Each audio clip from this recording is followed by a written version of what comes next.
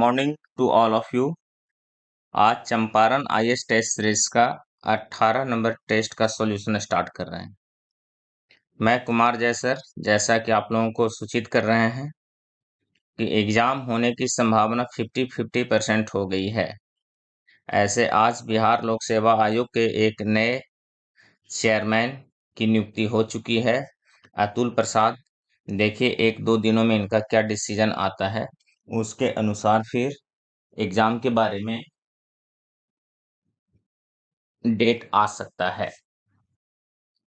आज का पहला प्रश्न है, सूर्य ग्रहण होता है जब। देखिए कॉन्सेप्ट क्लियर हो जाना चाहिए। सूर्य ग्रहण मतलब सूर्य नहीं दिखना। जैसे ये सन हम बना दें, सूर्य के बीच में मून लगा दीजिए और आगे पृथ्वी बना दीजिए, अर्थ।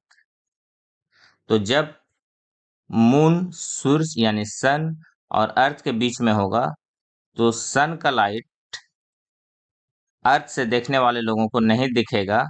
इसीलिए ये जो घटना होता है इसको हम लोग बोलते हैं सूर्य ग्रहण, अर्थात चंद्रमा बीच में आएगा। ऑप्शन दीजिएगा बी, 1 का बी। चंद्रमा पृथ्वी और सूर्य के बीच में आता है तब सूर्य ग्रहण लगता है। दूसरा प्रश्न है, ग्रीनविच किस देश में स्थित है। बहुत आसान प्रश्न। ग्रीनविच रेखा जहां से 0 डिग्री देशांतर रेखा गुजरती है, यही ना ग्रीनविच रेखा, 0 डिग्री, जो दोनों पोल को जोड़ती है, नॉर्थ पोल को साउथ पोल को। नॉर्थ पोल को रॉबर्ट पियरी, PIARY, और साउथ पोल को एमंडसन खोजा, AMUNDSON।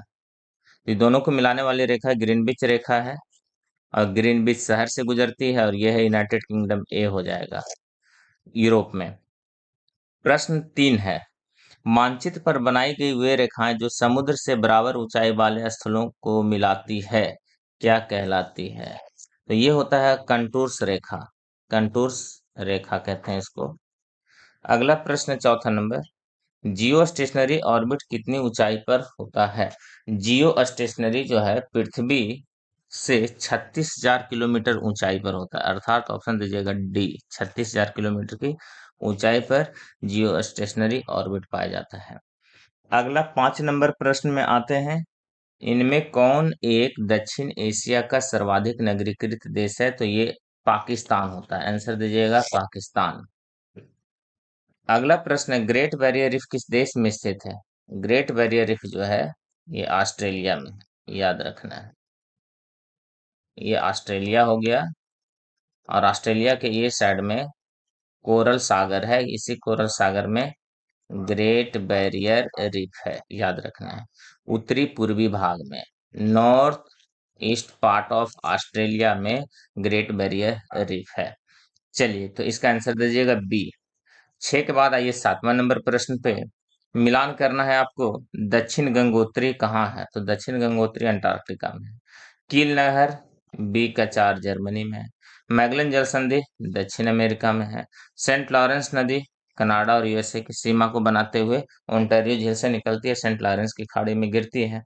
अर्थात ए का 3, बी का 4, बी का 4, सी का दीजिएगा 1, सी का 1 और डी का 2, सेंट लॉरेंस डी का 2 और बी दीजिएगा आंसर। इसका आंसर निकल कर आएगा बी। एक बार फिर से सुन लीजिए, दक्षिण गंगोत्री अंटार्कटिका, कील नहर जर्मनी, मैगलन जल संधि दक्षिण अमेरिका, सेंट लॉरेंस नदी कनाडा और यूएसए के बीच में है। अगला है 8 नंबर, पवन की अपवाहन क्रिया के कारण बने गर्तों, गर्त का मतलब होता है गड्ढा, जो गड्ढा का निर्माण होता है, बने गर्तों को क्या कहते हैं। तो ब्लो आउट कहते हैं। ब्लो का मतलब बहना, बहा कर ले चला जाता है वहां का पूरा जो धूल कण होता है हवा के द्वारा, तो उसे ब्लो आउट का निर्माण होता है। अगला प्रश्न है, इनमें कौन जोड़ा सही नहीं है। कर्नाटक हम्पी सही है, केरल कोझिकोड सही है, हिमाचल प्रदेश में मणिकर्ण सही है, उत्तराखंड में अमरनाथ नहीं है। अमरनाथ जो है जम्मू एंड कश्मीर में है, उत्तराखंड में बद्रीनाथ है। अर्थात इसका आंसर दीजिएगा डी, 9 का आंसर हो जाएगा डी, उत्तराखंड में अमरनाथ नहीं है। 9 के बाद आइए 10 नंबर प्रश्न पे। कहता है, इनमें किस एक राज्य की सीमा म्यांमार से नहीं लगती है। तो म्यांमार से बी दीजिएगा, त्रिपुरा नहीं लगती, अरुणाचल प्रदेश लगती है, नागालैंड मणिपुर लगती है। 11, इनमें से किस एक राज्य में यह केंद्र शासित प्रदेश की भूमि भारत के पूर्वी एवं पश्चिमी तटों पर स्थित है। दोनों तट पर कौन सा स्थित है, ये जानना है। तो दोनों तट पर स्थित है इसमें पुदुचेरी का पश्चिम तट और पूर्वी तट याद रखना है। पश्चिम तट अरब सागर से, तो पश्चिम तट पर ये माहे है, माहे पुदुचेरी का केरल में, और पूर्वी तट पर यनम है, यनम ये आंध्र प्रदेश में है। बाकी एक करैकल है और एक पुदुचेरी है, ये दोनों तमिलनाडु में। ये है करैकल, करैकल, और एक पुदुचेरी है ही, पुदुचेरी। ये दो है कर्नाटक तमिलनाडु में, यह है केरल में और यह है आंध्र प्रदेश में। चलिए अगला प्रश्न है 12 नंबर। पश्चिम बंगाल की सीमाएं कितने अंतर्राष्ट्रीय देशों के साथ लगती है? तो पश्चिम बंगाल का 3 से लगता है। 3 कौन कौन है? तो पश्चिम बंगाल का एक नेपाल से लगेगा, एक बांग्लादेश से लगेगा और एक भूटान से लगेगा। नेपाल, बांग्लादेश और एक भूटान, अर्थात पश्चिम बंगाल का हम लोग आंसर देंगे इससे। चलिए अगला प्रश्न है, इनमें 13 नंबर है। इनमें कौन 5 राज्यों से सीमा साझा करता है? चलिए तो इसमें ऑप्शन दीजिएगा। 5 राज्यों से सीमा साझा करने वाला आंध्र प्रदेश डी, और ऑप्शन सी भी होगा, अर्थात 2 होगा। ये 5-5 से सीमा लगता है, अर्थात इसका आंसर दीजिएगा ई। 13 का ऑप्शन का आंसर हो जाएगा ई। अब उड़ीसा किससे किससे सीमा लगता है तो आप देख सकते हैं। उड़ीसा का सीमा जो है, एक पश्चिम बंगाल से, एक झारखंड से, 2 हो गया। इसके बाद छत्तीसगढ़ से 3 हो गया, तेलंगाना से 4 हो गया, और इसके बाद तेलंगाना के बाद एक आंध्र प्रदेश से 5 हो गया।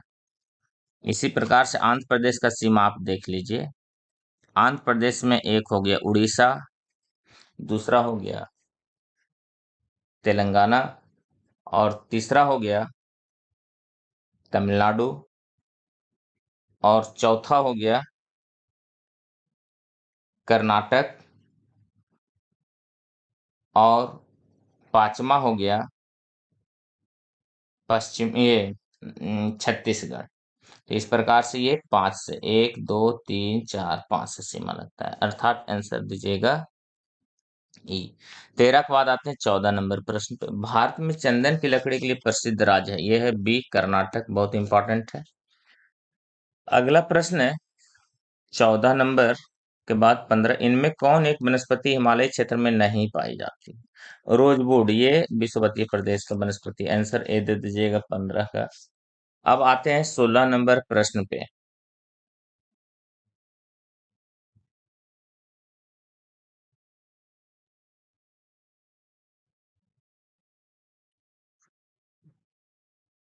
16 नंबर प्रश्न, इनमें कौन डेल्टा बनाने वाली नदियों का समूह है?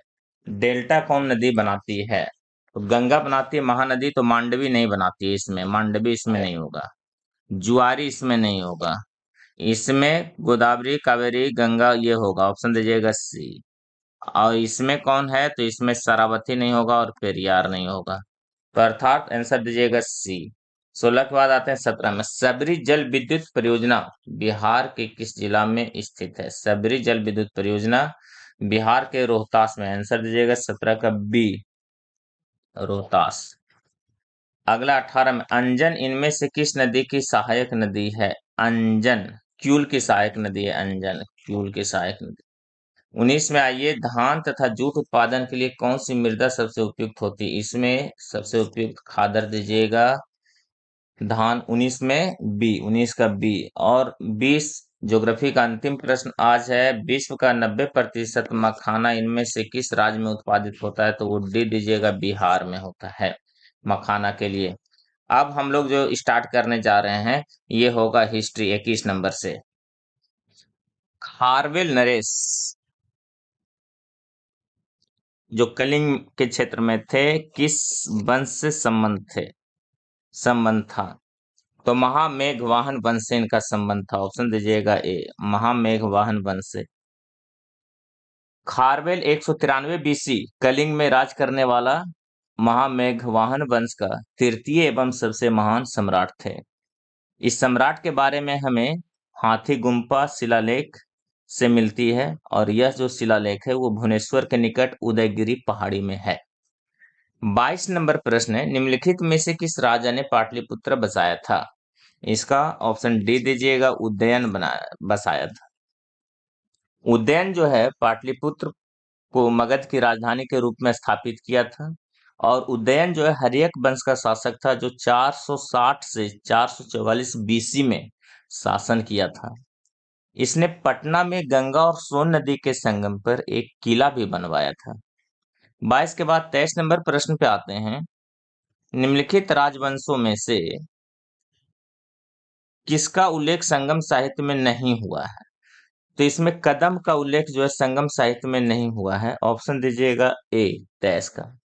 कदम वंश की स्थापना जो है 345 ईस्वी में मयूर शर्मन के द्वारा किया गया था। याद रखना है, कदम वंश मयूर शर्मन के द्वारा किया गया था दक्षिण भारत में, जो कर्नाटक का क्षेत्र था। इसका वर्णन संगम साहित्य में नहीं है।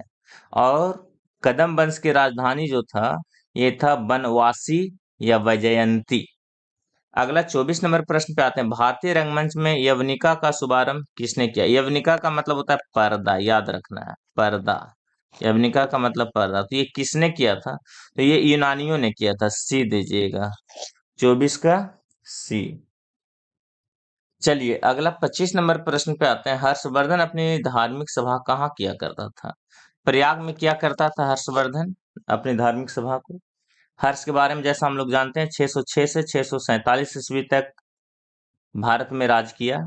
भारत क्या, उत्तरी भारत में ये राज किया।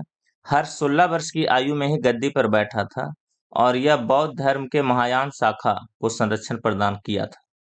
हर्ष प्रयाग में प्रत्येक 5वें वर्ष में महामोक्ष परिषद का आयोजन करवाता था संगम पर, जिसमें प्रथम दिन बुद्ध, द्वितीय दिन सूर्य और तीसरे दिन शिव तथा चौथे दिन जो है दान दिया जाता था, और 3 दिन उपासना किया जाता था।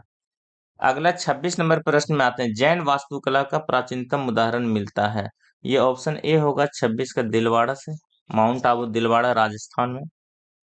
27 नंबर प्रश्न में, किस सुल्तान ने सैनिकों को भू अनुदान के स्थान पर नगद वेतन, बहुत इंपॉर्टेंट, नगद वेतन सल्तनत काल में अलाउद्दीन खिलजी। याद रखना एकदम अच्छा से, अलाउद्दीन खिलजी जो 1296 से 1316 ईस्वी तक खिलजी वंश का सुल्तान था, और इसका बचपन का नाम था अली या गुरसप। अली या गुरसप भी कहते थे इसे, अली या गुरसप, गुरसप भी इसको कहा जाता था। इसने अपना राज्याभिषेक जो है दिल्ली में बलबन के लाल महल में करवाया था, ये भी इंपॉर्टेंट है। और इसने सिकंदर सानी की उपाधि ली थी, और इसने चित्तौड़गढ़ अभियान पद्मिनी को प्राप्त करने के लिए किया था।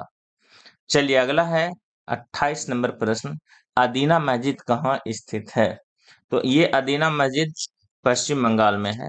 अदीना मस्जिद, यह मस्जिद पश्चिम बंगाल में मालदा में स्थित है। इसे सिकंदर शाह द्वारा शाही मस्जिद के रूप में बनाया गया था। 29 नंबर, असम का चैतन्य किसे कहा जाता है? असम का चैतन्य शंकर देव को कहा जाता है, याद रखना है। 29 के बाद आइए 30 नंबर प्रश्न पे, निम्न में से किस शासक का काल संगमरमर का काल कहलाता है? शाहजहां का। इसने ही ताजमहल बनवाया था इसीलिए। अब इसके बारे में थोड़ा सा जान लेंगे चूंकि मुगल काल का है।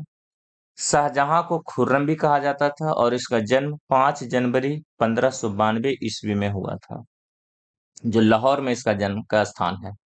और इसका विवाह अर्जुमंद बानो बेगम के साथ हुआ था, जिसे बाद में मुमताज महल के नाम से भी जाना गया। 4 फरवरी डेट है, 4 फरवरी 1628 ईस्वी को शाहजहां आगरा में सिकंदर नहीं बल्कि किरण ए सानी की उपाधि लेकर गद्दी पर बैठा था। इसके काल में जो है स्थापत्य कला को काफी बल मिला था, इसलिए स्थापत्य कला का स्वर्ण काल भी कहा जाता है शाहजहां के काल को। मुमताज महल की मृत्यु 1631 ईस्वी में प्रसव पीड़ा के दौरान हो गया था, जो बुरहानपुर में हुआ था, और वही है आगरा का क्षेत्र जहां पर उसे ताजमहल का रूप देकर दफनाया गया था। अतः इसके काल को संगमरमर काल के रूप से भी जाना जाता है। 31 नंबर प्रश्न है, 2.5 दिन का झोपड़ा क्या है? एक मस्जिद है। 2.5 दिन का झोपड़ा जो है अजमेर में कुतुबुद्दीन ऐबक ने बनवाया था। अगला है प्रश्न 32 नंबर, लॉर्ड सिन्हा ने 1921 में कहा कि गवर्नर पद से त्यागपत्र दिया था? 32 का एक बिहार और उड़ीसा ऑप्शन, यहाँ पे कोमा दीजिएगा। लॉर्ड सिन्हा नाम यदि आता है तो बिहार उड़ीसा आंसर देना आपको। अगला है 33 नंबर, जातक कथाओं का संबंध किस धर्म से माना जाता है? बौद्ध से, ऑप्शन दीजिएगा बी। जातक कथा बौद्ध से संबंधित है और कहा जाता है कि भगवान बुद्ध के पूर्व जन्म संबंधी कथाएं जातक में लिखी गई थी। अगला प्रश्न 34 नंबर, मगध का सर्वप्रथम उल्लेख किस ग्रंथ में मिलता है? तो ये अथर्ववेद में मगध का उल्लेख मिलता है। वही मगध जो 16 महाजनपदों में एक बहुत ही शक्तिशाली मगध महाजनपद था, जो बिहार में था या आज भी बिहार में है। अथर्ववेद में मगध का उल्लेख मिलता है। मगध एक शक्तिशाली महाजनपद था। इस जो मगध की स्थापना है, इसको बृहद्रथ द्वारा किया गया था और बृहद्रथ का जो बाप है वो था वसु और बृहद्रथ का जो बेटा है वो था जरासंध। अगला प्रश्न है, ये सभी जो भी बताया गया ये हर्यक वंश के पहले की कहानी है। 35 नंबर प्रश्न है, बिहार के किस स्थान से प्रागैतिहासिक मानव के 2 चट्टानी आवास गया से मिला है? बी दीजिएगा। 36 नंबर प्रश्न, उत्तर वैदिक काल में कितने संप्रदायों का उदय हुआ था? महाजन पद के आसपास के समय में 62 संप्रदाय हुआ था, याद रखना है आपको। सी दीजिएगा। संप्रदाय का मतलब वही धर्म वाला। 37 नंबर प्रश्न पे आते हैं, महावीर स्वामी की माता का नाम क्या था? तो माता का नाम था त्रिशला, ऑप्शन दीजिएगा डी। अब थोड़ा सा इसके बारे में जान लीजिए। महावीर स्वामी जो 24वें और अंतिम तीर्थंकर हुए जैन धर्म में, और इनका जन्म हुआ था 540 बीसी में वैशाली के कुंडल ग्राम में, जो बिहार से संबंधित है। और इनके बचपन का नाम था वर्धमान और इनके पिता थे सिद्धार्थ और माता त्रिशला थी, जैसा कि भी हम लोग जानते हैं। और इनकी पत्नी थी यशोदा और पुत्री थी अनुजया, या इसे प्रियदर्शनी भी कहा गया है। और प्रियदर्शनी का विवाह हुआ था जमाली से, अर्थात जमाली महावीर स्वामी के दामाद थे। वत्स महाजनपद, ये वत्स महाजनपद यूपी कौशाम्बी का क्षेत्र में है। इसमें आंसर दीजिएगा यूपी, उत्तर प्रदेश। जो वत्स है वो 16 महाजनपदों में एक था, जिसे आज आधुनिक प्रयागराज या कौशाम्बी के क्षेत्र के रूप में जाना जाता था, जो यूपी में है। अवंती जो मालवा क्षेत्र में था, अवंती जैन, ये उज्जैन क्षेत्र में। तो अवंती जो है वत्स को अपने साम्राज्य में भी मिला लिया था। 39 नंबर प्रश्न है, अशोक ने नेपाल में किस शहर की स्थापना की थी? ललित पाटन, काफी इंपॉर्टेंट। ललित पाटन जो काठमांडू के समीप है, ललित पाटन। अशोक का जब भ्रमण हो रहा था तब इस शहर की स्थापना को किया था नेपाल में। 40 नंबर प्रश्न है, विद्यापति किस भाषा के कवि थे? बिहार के विद्यापति थे और ये दरभंगा क्षेत्र के थे, मैथिली भाषा के कवि थे विद्यापति। 40 के बाद आते हैं 41 में, हुगली को बंगाल की खाड़ी में समुद्री लूटपाट के लिए किसने अड्डा बनाया था? तो ये पुर्तगाली बनाया था, ऑप्शन दीजिएगा बी। 41 का ऑप्शन बी। चलिए अगला प्रश्न है, या थोड़ा सा इसका डिस्क्रिप्शन भी हम लोग देख सकते हैं। जो पुर्तगालियों ने लूटपाट का अड्डा बनाया था, तब उस समय मुगल बादशाह शाहजहां पुर्तगालियों को नमक के व्यापार का एक अधिकार दिया था, लेकिन पुर्तगालियों की उदंडता के कारण शाहजहां 1632 में हुगली के क्षेत्र पर एकाधिकार कर लिया, अर्थात फिर 1632 में मुगल काल में आ गया। मुगल काल ही छूट भी दिया था, फिर मुगल काल अपने हाथ में भी इसे ले लिया। अगला प्रश्न है 42 नंबर,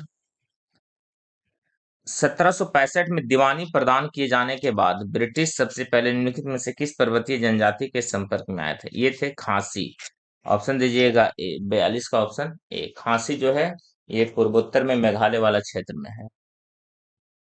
चलिए 43 में, कोलकाता में एशियाटिक सोसाइटी की स्थापना के समय बंगाल का गवर्नर जनरल कौन था? एशियाटिक सोसाइटी जो विलियम जोन्स के द्वारा किया गया था 1784 में, यानी कि कांग्रेस की स्थापना के 1 वर्ष पहले। इस समय बंगाल में, सॉरी, 101 साल पहले, इस समय बंगाल में ये Lord warden Hastings governor general थे। सॉरी। अगला प्रश्न है, भारत में ब्रिटिश साम्राज्य के दौरान निम्नलिखित वायसरायों पर विचार करना है आप। Lord Curzon, Lord Chelmsford, Lord Irwin, Lord Hardinge. तो इसमें देखना है हमें कि कालक्रम में कौन सा सही है, ये देखना है। तो इसमें सबसे पहले कौन आए थे ये जानना है। तो कर्जन को सबसे पहले लिख लें 1899 से 1905। 1899 से 1905। इसके बाद आते हैं चैम्सफोर्ड, मोंटेग्यू चैम्सफोर्ड 1916 से 1921। इसके बाद है लॉर्ड इरविन 26 से 31, 1926 से 31। और लॉर्ड हार्डिंग, ये लॉर्ड हार्डिंग दो बार है, एक लॉर्ड हार्डिंग और एक लॉर्ड हार्डिंग सेकंड। तो लॉर्ड हार्डिंग की बात हम लोग करते हैं तो 1844 से 48, 1844 से 48। अर्थात इस और दूसर का यदि बात करेंगे तो ये 1910 से 16, 1910 से 16 के बीच में। तो इसके अनुसार से हमें देखना है सही कालानुक्रम कौन है। तो सबसे पहले कौन आए, तो इसमें सबसे पहले यदि देखा जाए तो ऑप्शंस के अनुसार 1 2 3 4, 1 2 3 4 नहीं, यहां पर ऑप्शन ई होगा आंसर, ई दीजिएगा। चलिए अगला प्रश्न है, किसके शासनकाल में अस्थायी बंदोबस्त प्रारंभ किया गया था? 45 नंबर का प्रश्न। तो बंगाल के अस्थायी बंदोबस्त की शुरुआत 1793 ईस्वी में लॉर्ड कॉर्नवालिस के समय में किया गया था, याद रखना। ऑप्शन दीजिएगा सी, और सॉरी, लॉर्ड कॉर्नवालिस, ऑप्शन दीजिएगा डी, सी नहीं डी, ऑप्शन डी हो गया आंसर। अगला प्रश्न आते हैं।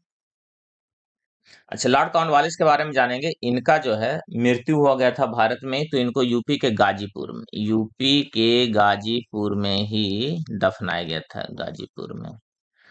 चलिए अगला प्रश्न है, मंगल पांडे की घटना हुई थी, ये पश्चिम बंगाल में बैरकपुर में 1857 में। ये 34वीं इन्फेंट्री के सिपाही थे और इन्होंने सिपाही विद्रोह में बढ़ चढ़कर भाग लिया था अंग्रेजों के विरुद्ध। अगला प्रश्न है 47 नंबर, निम्नलिखित में से कौन फराजी विद्रोह का नेता था? फराजी विद्रोह का नेता, याद रखना है इसमें दादू मियां, फराजी विद्रोह का नेता थे दादू मियां। 47 में फराजी विद्रोह का नेता दादू मियां थे, और यह विद्रोह जो है 1838 में, 1838 ईस्वी में बंगाल में हुआ था, जिसमें बंगाल से अंग्रेजों को बाहर करने के लिए यह चलाया गया था। चलिए अगला प्रश्न 49 नंबर, निम्नलिखित में से किसे पेरिस की रॉयल एशियाटिक सोसाइटी की सदस्यता प्रदान की गई थी? 48 का सी, माइकल मधुसूदन दत्त को किया गया था, याद रखना है, बहुत टफ क्वेश्चन है ये। रॉयल एशियाटिक सोसाइटी जो पेरिस में स्थापित हुआ था, उसमें सदस्यता थे माइकल मधुसूदन दत्त। अगला प्रश्न है, क्रांतिकारी काल की निम्नलिखित लोकप्रिय पत्रिकाओं में से कौन अनेक कारणों से कांग्रेस की आलोचना करती थी? तो ये केसरी भी करता था, बंगवासी भी करता था, काल भी करता था, गदर भी करता था। तो इसमें ऑप्शन सभी दे दीजिएगा, अर्थात ऑप्शन ई देना है आपको। 50 नंबर प्रश्न है, देवबंद आंदोलन यूपी में किस वर्ष में आरंभ हुआ था? 50 नंबर का आंसर दीजिएगा डी, 1866 ईस्वी में देवबंद आंदोलन हुआ था।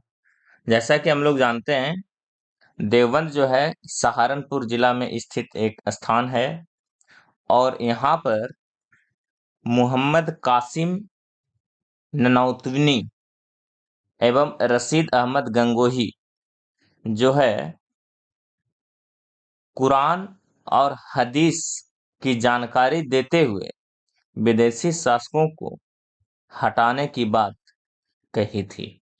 अगला प्रश्न है 51 नंबर, किस वर्ष स्वामी विवेकानंद ने विश्व धर्म संसद में भाग लिया था? अमेरिका में 1893 शिकागो शहर में।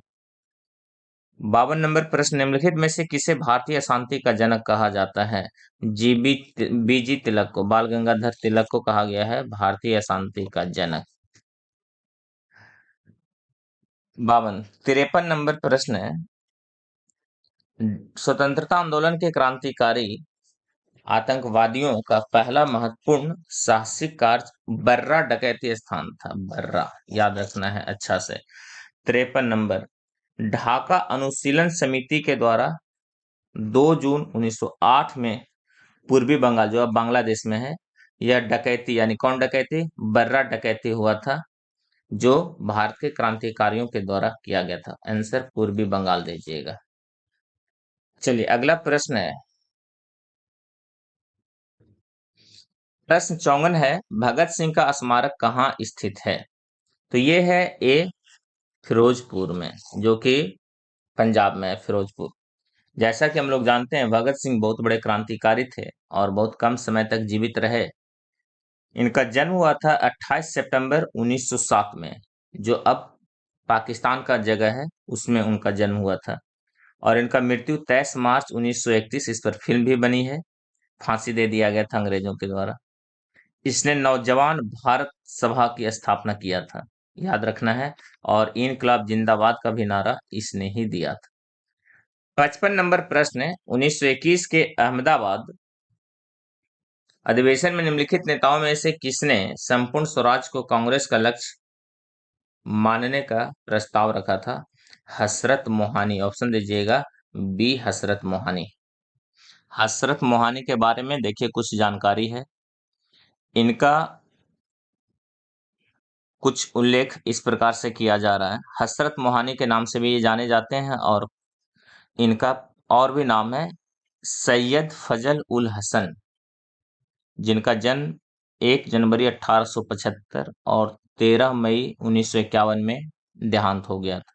एक भारतीय कार्यकर्ता, भारतीय स्वतंत्रता आंदोलन में स्वतंत्रता सेनानी और उर्दू भाषा के प्रसिद्ध कवि थे। 1921 में उल्लेखनीय नारा इनकलाब जिंदाबाद, क्रांति जीवित रहे का अनुवाद गढ़ा था इन्होंने, और इनकलाब जिंदाबाद का नारा दिया था, जैसा कि हम लोग अभी देखे थे, भगत सिंह ने। आगे देखते हैं इनके बारे में कि कांग्रेस के अहमदाबाद अधिवेशन में मगफूर अहमद आजाजी ने हसरत मोहानी द्वारा मांगे गए पूर्ण स्वतंत्रता प्रस्ताव का समर्थन किया था, और भारत सरकार ने हसरत मोहानी जी के लिए 2014 में टिकट भी जारी किया था, डाक टिकट। चलिए आगे, इंडियन पॉलिटी का प्रश्न है, निम्न में से कौन सी भाषा भारतीय संविधान की 8वीं अनुसूची में नहीं है? और यह है अंग्रेजी। ऑप्शन दीजिएगा डी। किसी राज्य में राज्यपाल की नियुक्ति संविधान के किस अनुच्छेद से होती है? 57 नंबर। और ये है 155। ऑप्शन दीजिएगा सी। जैसा कि हम लोग जानते हैं, 152 से स्टेट के बारे में चर्चा है अपने संविधान में।